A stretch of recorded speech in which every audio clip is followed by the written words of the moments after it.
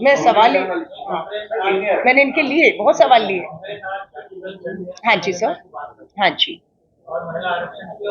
हाँ जी। हाँ जी। हाँ जी।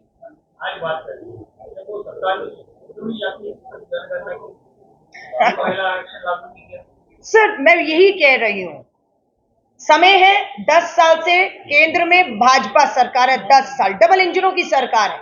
सवाल उससे करना है तो भाजपा और बाकी लोग सवाल कर रहे हैं इस 10 साल नहीं, उससे भी 10 साल नहीं, 70 साल पहले नेहरू जी पर सवाल शुरू करते हैं। मोदी जी भाषण ही नेहरू जी से शुरू करते हैं कि नेहरू जी ने क्या किया, इंदिरा जी ने क्या किया, राजीव जी ने, जो इस दुनिया में भी आज नहीं है। सिर्फ कारण ये कि अपने 10 साल का पूर्ण बहुमत आपको मिला, जो हमारी सरकारों के पास भी नहीं था। आप कह रहे हैं हमने क्या किया। ये जो महिला आरक्षण कानून है सर, आप पत्रकार और अभी बताया बहुत सीनियर पत्रकार हैं, आप इस बात के गवाह हैं कि महिला आरक्षण कानून पूर्ण बहुमत नहीं था, सोनिया गांधी जी खड़ी थी और राज्यसभा से हम पारित करवा कर आ गए थे। इन 10 साल में सिर्फ लोकसभा में आना था, लेकिन भाजपा की सरकार की नियत होती तो 10 साल पहले लोकसभा से पास हो जाता, जो अब किया है लागू अभी भी नहीं है। आप कहते हो हमने क्या किया किसानों के लिए। ये जो स्वामीनाथन रिपोर्ट, जिन्हें भारत रत्न दिया है, किस लिए दिया भारत रत्न, क्योंकि स्वामीनाथन रिपोर्ट में ये किसानों के न्याय की, आय दुगनी की, एमएसपी पे कानून की बात थी। किसने बनाई स्वामीनाथन रिपोर्ट, किसने सबसे पहले उस रिपोर्ट के आधार पर देश में पहली बार एमएसपी देना शुरू किया था फसलों पर, कांग्रेस की सरकार थी। 70,000 का करोड़ का कर्ज किसान का माफ करने वाली, आपने कहते हो हमने क्या किया था, 70,000 करोड़ का सर कर्ज हमने माफ किया था। जीएसटी लाने की बात कि एक देश एक कर, ये सोच विचार मनमोहन सिंह जी का था, लेकिन आज जिस तरह से लागू किया जा रहा है ना, वो लागू नुकसान हो रहा है। इलेक्ट्रोल बॉन्ड, ये सब चीजें विरोध किया हमने। आप कह रहे हमने क्या किया सर, इलेक्ट्रोल बॉन्ड का हमने विरोध किया और ये मनी बिल के रास्ते से ले आए कि इन्हें राज्यसभा में बहुमत नहीं था, वहां नहीं भेजना पड़ा एक तरफा। सो ये मत कहिए, आजादी के 75 साल हम मना रहे हैं और आज का खास दिन, मैं माफी चाहूंगी आपने अगर का क्या किया, आज 12 मार्च है 1930, बापू ने, महात्मा गांधी जी ने दांडी यात्रा की शुरुआत की। आज ही का वो ऐतिहासिक दिन है जब मैं आपसे बात कर रही हूँ। तानाशाही सरकार से किसानों के नमक आंदोलन को लेकर क्रांतियां का इतिहास कांग्रेस का रहा है, उसी क्रांति को लेकर राहुल गांधी जी आज भी आगे बढ़ रहे हैं और आज मैं राष्ट्रपिता महात्मा गांधी जी को श्रद्धांजलि देती हूँ। थैंक यू, बहुत बहुत धन्यवाद। देखिए, ईवीएम पर आप मुझसे सवाल कर रहे हैं, मतदाता भी सवाल कर रहे हैं और स्वाभाविक है आप भी सहमत होंगे। लोकतंत्र में ईवीएम पर जो भी सवाल उठ रहा है, लोकतंत्र में उसका जवाब जरूर मिलना चाहिए, चाहे जो भी जवाब है। लेकिन जब चुनाव आयोग मिलने का ही समय नहीं देगा तो जवाब किनसे मांगेंगे। वीवीपैट की गिनती की हम बात कर रहे हैं, हम नहीं कह रहे आप ईवीएम का इस्तेमाल। अब हम समय बहुत कम रह गया, चुनाव की घोषणा होगी और 90 करोड़ से अधिक लोग मतदाता वोट करेंगे और ईवीएम से करेंगे। बट हमारी ये मांग है, जो वीवीपैट है उसकी गिनती आप 5% कर रहे हैं, हम 50% और सुप्रीम कोर्ट यहां तक है कि अगर नौबत आई तो 100% वीवीपैट की मशीन से गिनती जो है वो होनी चाहिए। अगर ऐसा हो गया तो भाजपा 400 का दावा करने वाली 40 तक सिमटेगी, ये हमारा पूरा विश्वास है। मैडम, देश की जनता राहुल गांधी पे भरोसा करे या कांग्रेस पे करे, क्योंकि कौन सा नेता कब उठकर बीजेपी में चला जाएगा ये भरोसा दिख नहीं रहा है। जो हुए अशोक चौहान महाराष्ट्र के मुख्यमंत्री से चले गए। देखिए, आप माफी चाहूंगी, जो चला गया उसके पीछे क्या कारण थे, भ्रष्टाचार के बार्गेन हो गया, जेल जाना था, सजाएं होनी थी, है ना, चक्की पिसवानी थी किसी से, है ना। आज कहाँ है, सबने देखा सुना, आपने छापा, आज क्या था क्या हो गया। इस पे मुझे लगता है बात करके समय बर्बाद करना होगा। अब इनका भविष्य, जिनका नाम आपने लिया, मैं तो नाम भी लेकर समय बर्बाद नहीं करूंगी।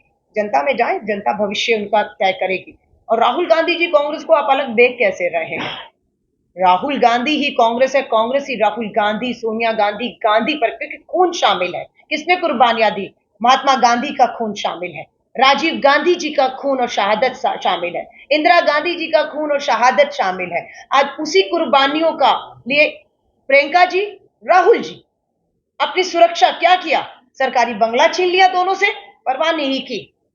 राहुल गांधी जी की सुरक्षा छीन ली गई, एसपी जी प्रियंका जी की परवाह नहीं की, सदस्यता छीन ली गई, राहुल जी की परवाह नहीं की, जेल भेजने की तैयारी थी, राहुल गांधी जी को परवाह नहीं की। और वो आदमी आज भी, ईडी ने 55 घंटे बुलाया दिल्ली में राहुल गांधी जी को, 1 साल हो गया, उसके बाद 55 घंटे के बाद क्या हुआ, कुछ नहीं बताया। हम पूरे भारत में घूम रहे, भारत जोड़ो यात्रा, भारत जोड़ो न्याय यात्रा, और जो जाता जाए, पर राहुल गांधी, सबसे बड़ी बात, कोई कहीं जाए, राहुल गांधी कहीं नहीं जाएगा। और इस संघ आरएसएस से सामने से टक्कर लेने वाला एक आदमी जिसपे हमें गर्व है, और वो हर तरीके का त्याग दे रहा है, कुर्बानियां देने को भी वो परिवार तैयार है।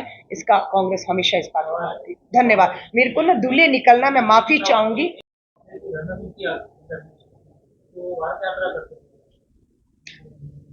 राहुल जी की रणनीति होनी चाहिए। रणनीति तो यही होनी चाहिए ना कि आप सड़कों पर जाएं, पैदल जाएं, लोगों के बीच में जाएं, जवान, किसान, दलित, आदिवासी के पास जाएं। वही तो कर रहे हैं राहुल गांधी जी। प्रधानमंत्री जी क्या कर रहे हैं? कभी शेर के साथ फोटो, कभी हाथी की सवारी, और कभी यहां और कभी वो क्या कर रहे हैं, समुद्र के किनारे फोटो। ये काम है प्रदेश के प्रधानमंत्री का, 140 करोड़ की आबादी का। राहुल गांधी जी जो कर रहे हैं वो प्रधानमंत्री जी को भी सीखना चाहिए। 10,000 किलोमीटर से अधिक की यात्रा दक्षिण से उत्तर, पूर्व से पश्चिम की करके लगातार लोगों के बीच में है, लोगों की बात सुन रहे हैं और उन्हीं को ताकत देने का काम कर रहे हैं। असली काम नेता का जो है इस देश में, अगर कोई आज जमीन पर उतर कर रहा है देश को जोड़ने का, और उनके मुद्दे जो हाशिए पे चले गए उन्हें केंद्र में लाकर सरकार को कटघरे में खड़े करने का अगर कोई काम आज एक अकेला नेता देश भर में कर रहा है, उनका नाम है श्री राहुल गांधी, और हमें गर्व है उनपे।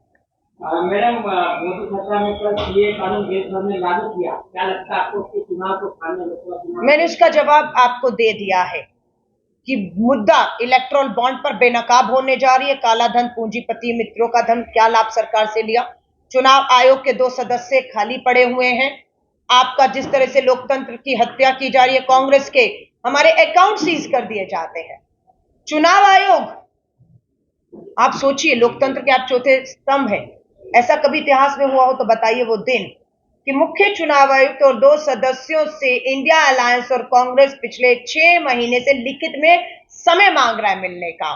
चुनाव की दहलीज पे खड़े हैं, लोगों के बहुत से सवाल हैं, ईवीएम हो या और चीजों को लेकर। हम चुनाव आयोग से लोकतंत्र में समय मांगते हैं। क्या मजबूरी, क्या लालच, क्या दबाव है चुनाव आयोग इस लोकतंत्र में मुख्य विपक्षी दलों को मिलने का समय नहीं देते हैं? तो ये सब बौखलाहट है, ये सब डर है, जिसकी वजह से ये जो आप बात कर रहे हैं, सीए नियत होती तो 10 साल पहले लेकर आते, लागू करते। आज 20 लाख लोग देश की नागरिकता छोड़ चुके हैं पिछले 10 साल में, और आप नागरिकता देने की बात कर रहे हैं। अरे नागरिकता छोड़ रहे हैं लोग, क्यों? क्योंकि महंगाई, बेरोजगारी, काम धंधे माहौल नहीं है। व्यापारी बढ़ते जीएसटी के दरों से परेशान है।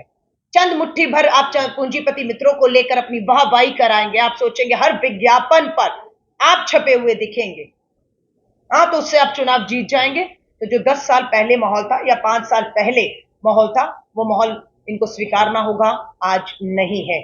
और ये मुद्दे लाकर देश का माहौल बिगाड़ने की सत्ता की कोशिश है, ताकि एक बार फिर से ध्रुवीकरण हो, असल मुद्दे चर्चा में न आए, हाशिए पे चले जाएं, फिर ध्रुवीकरण हो, फिर धर्मों में आपस में जो है वो लड़ाई हो, और ये अपना मकसद साधें, जिसमें हम सतर्क हैं। हम ऐसा नहीं होने देंगे, और अपील भी करूंगी देश के सभी लोगों से, नागरिकों से, हर धर्म जाति के लोग से। ये 2-3 महीने हम सबके लिए, इस देश के लिए बहुत चुनौतीपूर्ण है। सत्ता में बैठे लोग हर तरीके का खेल खेलने का जो है, संविधान तक को तार तार करने की जो है, खिलवाड़ करने की कोशिश है। सो हम सबको सतर्क रहना है। उम्मीद करते हैं, कोशिश रहेगी कि पूरा चुनाव निष्पक्षता से, पारदर्शी तरीके से, शांतिपूर्ण संपन्न हो जाए, और भाजपा आरएसएस अपने मंसूबों में कामयाब ना हो। ये जीत भारत की जीत होगी। क्या उसमें भी 33% महिलाओं के लिए? मैं महिला कांग्रेस की राष्ट्रीय अध्यक्ष हूं, और इस बात को सुनकर आपको खुशी होगी जब राहुल गांधी जी ने कहा कि महिला आरक्षण में ओबीसी बहनों का भी हक देने की बात की, पर मोदी जी ने उसे स्वीकार नहीं किया। हम कह रहे हैं आरक्षण के बीच भीतर ओबीसी बहनों को भी अधिकार दिया जाएगा। और आप 33% की अगर मुझसे बात कर रहे हैं, आप इस बात को जान के हैरान होंगे, मुझे भी हैरानी हुई कि मेरे पास जो नामांकन आए पूरे देश में, जहां पर कांग्रेस चुनाव लड़ रही है, वहां पर ओबीसी बहनों ने बढ़ चढ़कर अपना नामांकन दाखिल किया है। और मुझे पूरी उम्मीद है, आप 33% की बात कर रहे हैं, आजादी के 75 सालों में भारतीय राष्ट्रीय कांग्रेस इकलौती पार्टी है जिसने पार्टी के भीतर ही सबसे पहले महिला आरक्षण लागू किया। कहां? उत्तर प्रदेश में प्रियंका गांधी जी महिला महासचिव प्रभारी ने 40% बहनों को पार्टी के भीतर आरक्षण देकर चुनाव में 150 बहनों को उत्तर प्रदेश में उतारा, इस उम्मीद के साथ कि हमारे विरोधी भी इन सीटों पर अब महिलाओं को उतारने पर मजबूर होंगे और जीत हार महिलाओं की होगी, महिला पहुंचेगी। पर दुर्भाग्य है, ब्रजभूषण शरण, कुलदीप सिंह सेंगर, राम दुलारे जैसे बलात्कार, नाबालिग बेटी के बलात्कार के दोषी उम्र कैद की सजाएं काट रहे हैं, उन्हें टिकट दी गई, जिन्होंने हमारी बहनों के भी सत्ता, धन, बल और चरित्र हनन करने में कोई कसर नहीं छोड़ी थी। पर बहादुर बहनें मैदान छोड़ा नहीं, मैदान में डटी रही। 150 बहनें जो विधानसभा लड़ी हैं, वो अब लोकसभा की भी टिकट मांग रही हैं। हमारी 2 बैठकें सीईसी की मीटिंग हुई है, एक मीटिंग पहले हुई है, एक मीटिंग कल हुई है, तीसरी मीटिंग दिल्ली में चुनावों की जो टिकटों का फैसला है 15 को है। मुझे पूरी उम्मीद है पूरे देश में हमारा इंडिया अलायंस के साथ जो गठबंधन है, उसके अलावा हम जिन 200-250 सीटों से अधिक पर लड़ रहे हैं, उसमें महिलाओं को हम अधिक प्रतिनिधित्व देंगे, ये मुझे पूरी उम्मीद है। और मैं एज अ राष्ट्रीय अध्यक्ष भी अपने हाई कमान से इसको लेकर जो है बातचीत कर रही हूँ।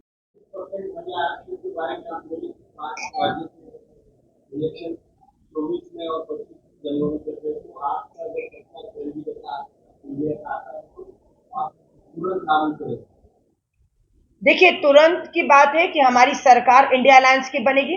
महिला आरक्षण कानून के रास्ते में 2 रोड़े अटकाए, मंशा नहीं थी, नियत नहीं थी, इसलिए अड़ाए कि हम परिसीमन कराएंगे और जातीय जनगणना कराएंगे। हमारा ये कहना है, हम आते ही महिला आरक्षण के रास्ते से ये 2 रोड़े हटा देंगे। परिसीमन और जातीय जनगणना का मोहताज आरक्षण नहीं रहेगा और कानून बन गया, लागू हो जाएगा। लागू का मतलब है कि अब जहां पर भी देश में चुनाव होगा, जिन भी राज्यों में, क्योंकि पंचायत नगर निगमों में पहले आरक्षण है, तो जिस भी विधानसभा का चुनाव होगा, देश की सरकार उन राज्यों में महिला आरक्षण कानून के तहत चुनाव कराएगी। ये हमारा वादा है। आज चुनावों की तारीख घोषित होनी है, तो इन सभी मुद्दों से ध्यान भटकाने के लिए इलेक्टोरल बॉन्ड, चुनाव आयोग में क्या चल रहा है, सीबीआई, इनकम टैक्स, ईडी और आपकी किसान आंदोलन, हमारे सरहद पे खड़ा जवान पक्की भर्ती वापस मांग रहा है सेना की, महिलाओं के साथ हो रहे बलात्कार अत्याचारों पे कोई जवाब नहीं है। तो इस तरह का चुनाव से पहले एक कानून, एक नोटिफिकेशन लाकर दोबारा देश का माहौल खराब करना चाहते हैं भारतीय राष्ट्रीय कांग्रेस और राहुल गांधी जी की यात्राओं का सिर्फ एक मकसद था, पहले भारत जोड़ो यात्रा की, कन्याकुमारी से कश्मीर के लाल चौक तक तिरंगा सबको एक रखते हुए ले जाने में हम कामयाब हुए, भारत को जोड़ने में कामयाब, जोड़े रखने में कामयाब हुए, मैं ये कहूंगी। और भारत जोड़ो न्याय यात्रा भी आज सफल हुई है, अंतिम पड़ाव है। आज गुजरात से महाराष्ट्र प्रवेश कर गई है। कल 13 तारीख को श्री राहुल गांधी जी धुले में महिलाओं की 5 गारंटी की घोषणा करने जा रहे हैं। 22 राज्य 23 शहरों से होकर आई हूं। हर बहन को, आधी आबादी को इन घोषणाओं का इंतजार है, क्योंकि भाजपा के जुमले वर्सेस कांग्रेस की गारंटी पर लोगों को ज्यादा विश्वास है, क्योंकि नहीं हुई आय दुगनी किसानों की, नहीं मिली 2 करोड़ नौकरियां हर साल, नहीं हुई बेटी बचाओ के नारे के तहत बेटियां सुरक्षित, नहीं हो पाया देश का जो है अर्थव्यवस्था, रुपया था कि मनमोहन जी की समय पर, सरकार के समय पर प्रति डॉलर 45 रुपए था, बयान होते थे जब देश का रुपया गिरता है सरकार की साख गिरती है, और आज उसी डॉलर की कीमत 83 रुपए पहुंच चुकी है।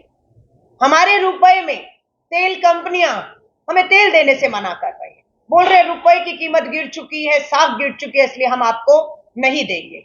अमेरिकन डॉलर की जगह प्रधानमंत्री जी रूस से चीनी युआन में, जिन्हें ला ला करके दिखानी थी 56 इंच का सीना, वो युआन में रूस से तेल खरीदने पर मजबूर हुआ है, रुपया स्वीकार नहीं किया जा रहा। तो ये बहुत सी बातें हैं, मैंने आपको हर मुद्दे पर बात किया है, और यही हमारे आने वाले 2024 के चुनावों के मुद्दे रहने वाले हैं। मैं आप सभी पत्रकार साथियों का धन्यवाद करती हूँ। आपके कोई भी सवालों जो लगता है कि मेरी प्रेस वार्ता में मैंने नहीं संबोधित किए, मैं लोकतंत्र में उनका सवालों का स्वागत करती हूँ। उसे कम कर दिया गया है, जिसकी वजह से हमारा श्रमिक मजदूर के साथ भी लगातार अन्याय हो रहा है। ऐसे कानून, कृषि कानून के तहत ही समय ही लाए गए जो हमारे मजदूरों को मंजूर नहीं है। भागीदारी न्याय पर मैं अगर आती हूं, भागीदारी न्याय साफ है, जो भाजपा को 10 साल में करना चाहिए था, जातीय जनगणना, उसको उन्होंने नहीं करवाया, जिसके लेकर भारतीय राष्ट्रीय कांग्रेस वचनबद्ध है। सत्ता में आते ही देश की जातीय जनगणना कराई जाएगी। जिस भी जाति का जितनी आबादी है, सरकारी संसाधनों में, सरकारी नौकरियों में, जिसकी जितनी आबादी, उसे उसका उतना हक देने की वकालत भारतीय राष्ट्रीय कांग्रेस करती है। हम इस भागीदारी योजना के तहत राहुल गांधी जी जब संसद में सवाल पूछा कि 90 सचिव देश की सरकार प्रशासन को चलाते हैं, बजट और फैसले हर बड़े छोटे लेते हैं, उसमें ओबीसी कितने हैं, पता लगता है कि 90 सचिवों में जो भारत सरकार में है, मात्र तीन हैं जो ओबीसी से हैं, बाकी दूसरी जगह। तो ये जो बैलेंस की बात है कि जिसकी जितनी आबादी दलित, आदिवासी, ओबीसी है, कोई भी है, उनको बराबरी का हक, सम्मान मिलना चाहिए। ये सम्मान नहीं देना है, ये सम्मान देश के संविधान ने दिया। देश के संविधान ने बराबरी की, समानता की, हक अधिकार की बात की, उसने महिला पुरुष में इस संविधान में बाबा साहब भीमराव अंबेडकर जी, स्वतंत्रता सेनानी द्वारा लिखे गए इस संविधान में सबके बराबरी के हक और अधिकारों की बात की गई है। अमीर गरीब हो, महिला पुरुष हो, जाति और धर्मों में भेदभाव नहीं है। आज देश का संविधान खतरे में आ चुका है। आज संघ आरएसएस इस संविधान पर आक्रमण कर रही है। भारतीय राष्ट्रीय कांग्रेस इस संविधान के साथ किसी तरह की भी छेड़खानी करने का या बदलाव करने का कड़ा विरोध करेगी। भाजपा के एक नेता ने बयान दिया है कि मोदी जी को, भाजपा आरएसएस को 400 सीटें क्यों चाहिए, क्योंकि 400 सीटें मिलेंगी तो वो देश का संविधान बदल पाएंगे और वो आरएसएस संघ के मुताबिक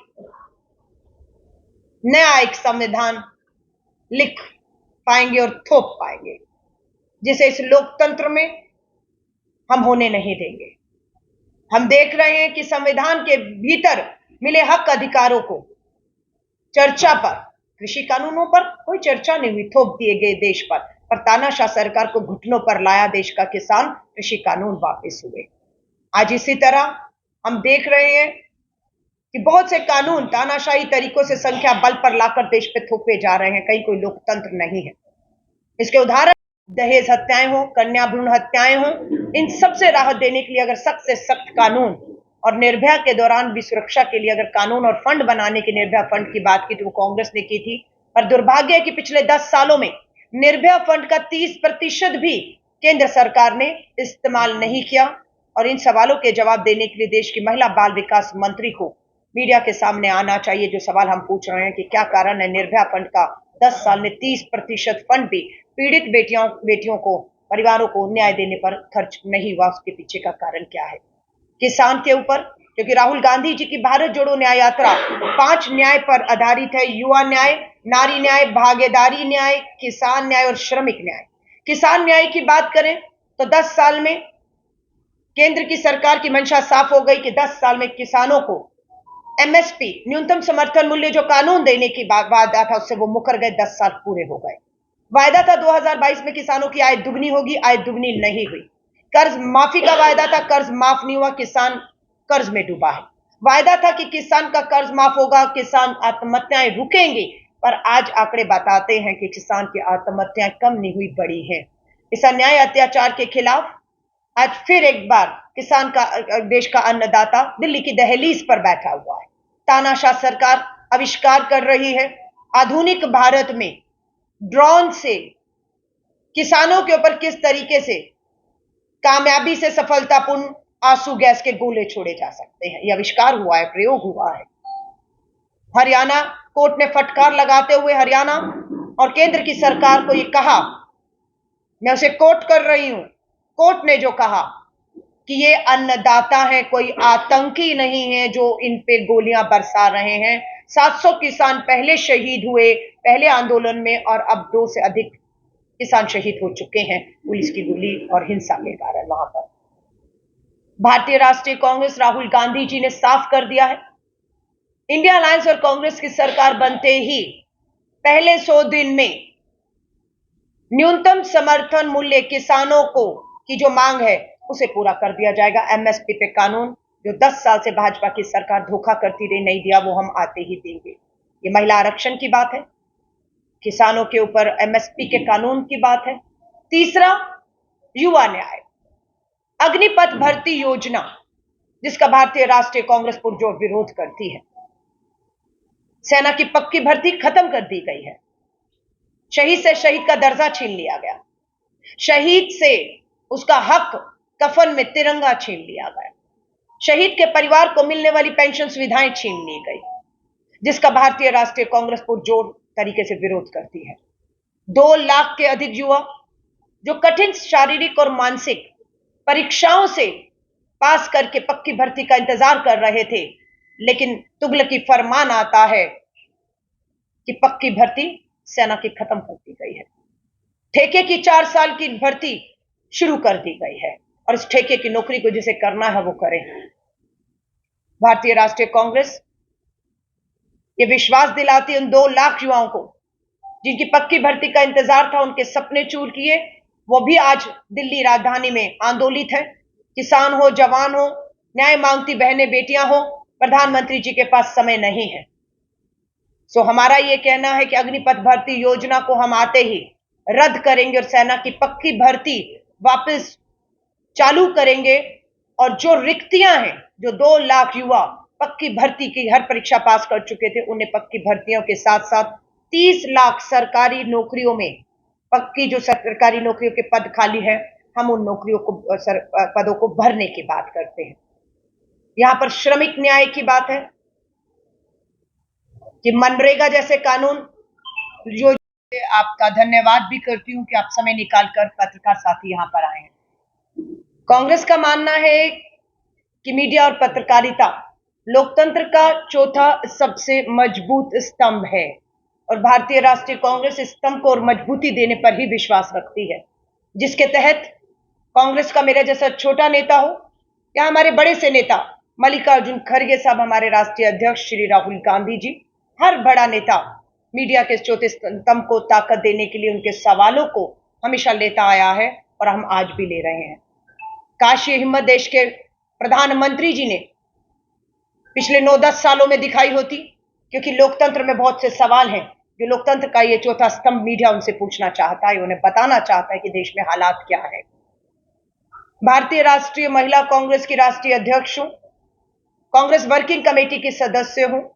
10 जनवरी को मैंने शपथ ली, अपना कार्यभार संभाला, और पिछले मात्र 60 दिनों के भीतर मैं 22 राज्यों के दौरों करके आई हूं और 30 शहरों से मैं गुजरी हूं।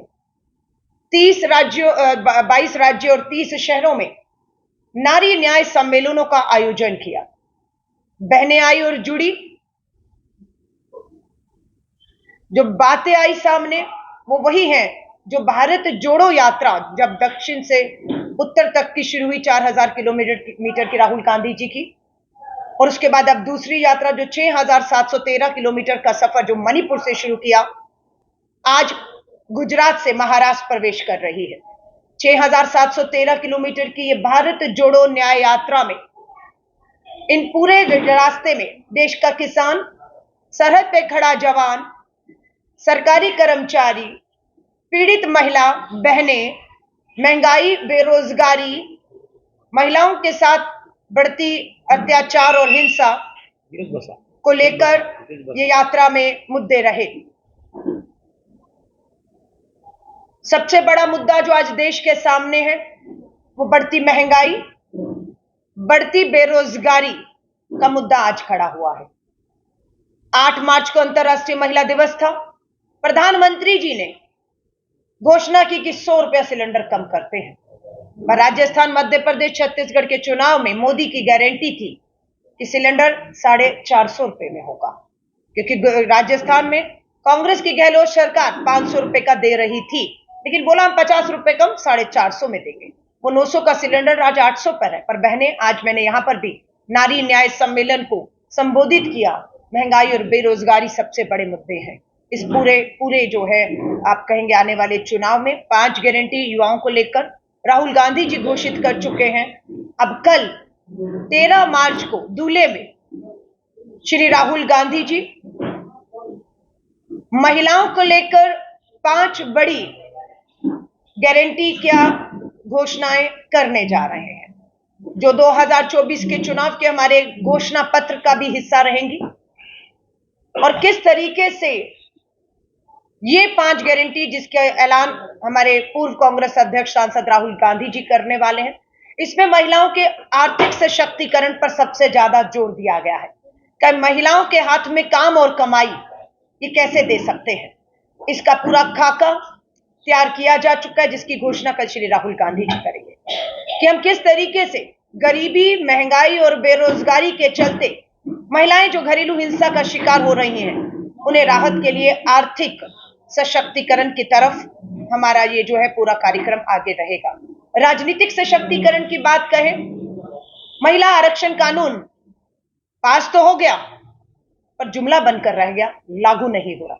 अगर लागू होता तो इन्हीं 2024 के चुनावों में देश भर से 180 बहनें चुनाव लड़ती, जीतती और संसद में पहुंचकर देश का और आधी आबादी के साथ जो अन्याय हो रहा है उस पर आवाज उठाती। पर यह आवाज उठने से पहले कुचल दी गई, कानून लागू नहीं किया गया। भारतीय राष्ट्रीय कांग्रेस का साफ कहना है 24 में कांग्रेस और इंडिया अलायंस की सरकार बनते ही 33% महिला आरक्षण कानून लागू कर दिया जाएगा। अब आप पूछेंगे कानून लागू कहां होगा, 24 का चुनाव हो चुका होगा। महाराष्ट्र, हरियाणा, आंध्र प्रदेश, उड़ीसा और दिल्ली ऐसे राज्य हैं जहां पर 24 के अंत के और 25 की शुरुआत में विधानसभाओं के चुनाव होंगे। ये राज्य वो चुनाव होंगे जहां पर महिला आरक्षण के तहत देश में पहला विधानसभा चुनाव हो रहा होगा और बहनें यहां से निर्वाचित होकर इन विधानसभाओं में पहुंचेंगी। ये कांग्रेस का संकल्प है, क्योंकि राजीव गांधी जी ने पंचायतों में कहे, नगर निगमों में कहे, आज मेयर, पंच, सरपंच, महिलाएं 14 लाख। देखिए महाराष्ट्र में 48 है और आप अगर कहेंगे तो उसका आधा कर लीजिए, हमारा हक आधी आबादी का उस पर बनता है। 33% आरक्षण अगर मोदी जी ने, भाजपा ने कर दिया होता तो मांगना भी नहीं पड़ता। दुर्भाग्य कि मांगना पड़ रहा है, लड़ना पड़ रहा है और हमारा हक है, हम मांग रहे हैं, हम लड़ रहे हैं। जो सीटें अब कांग्रेस लड़ेगी, जिन जिन सीटों पर कांग्रेस, उसमें 20 तय हुई हैं, तो हमारी 20 सीटें हैं। और मैं अगर आप मुझसे पूछेंगे तो 20 की 20 सीटों पर महिला उम्मीदवार ने मुझे बायोडाटा दिया है। मैंने हमारे रमेश चनितला जी हमारे यहाँ पर महासचिव प्रभारी हैं, नाना पटोले जी प्रदेश अध्यक्ष हैं, सीएलपी हमारे लीडर हैं और स्क्रीनिंग चेयरमैन, सबको जो है उनके बायोडाटा सौंप दिए गए हैं। उम्मीद है आधी आबादी का मतलब 10 सीटों पर हमारा हक है और मुझे लगता है 5 महिलाएं मजबूती से उतरेंगी, ये मेरा विश्वास है। कम से कम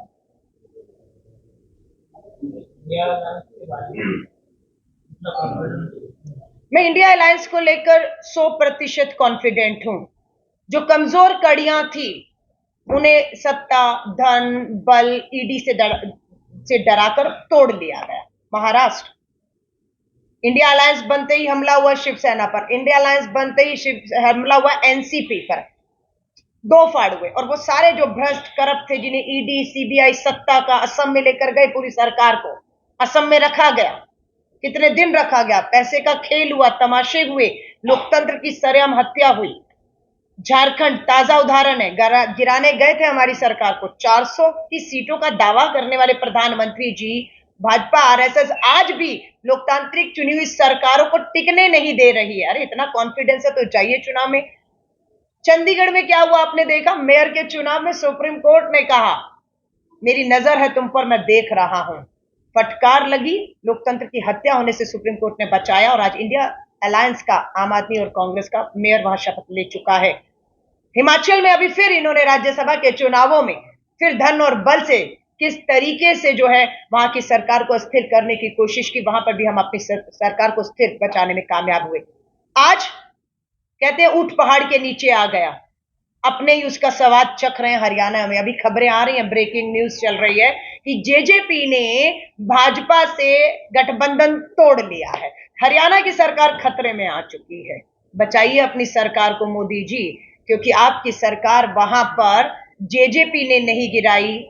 वहां के किसान जो आंदोलित है, वहां जो जवान है, साक्षी मलिक बेटी जो ब्रजभूषण के खिलाफ न्याय मांग रही है, संदीप सिंह आपका मंत्री हरियाणा सरकार में बैठा हुआ, यौन उत्पीड़न गंभीर आरोप है, ये वो सब मिलकर मजबूर किया आपकी सरकार। देश का किसान अन्नदाता आज हरियाणा में गिरते हुए देख रहे हैं। जल्द आप 2024 में देश में इस तानाशाह अलोकतांत्रिक सरकार जो संवैधानिक संस्थाओं का दुरुपयोग करके पूंजीपति मित्रों के धन और बल के ऊपर, जिसका खुलासा इलेक्टोरल बॉन्ड में होने वाला है, उसके तहत जा रहे हैं। अब औंधे मुंह आपके गिरने का समय आ चुका है।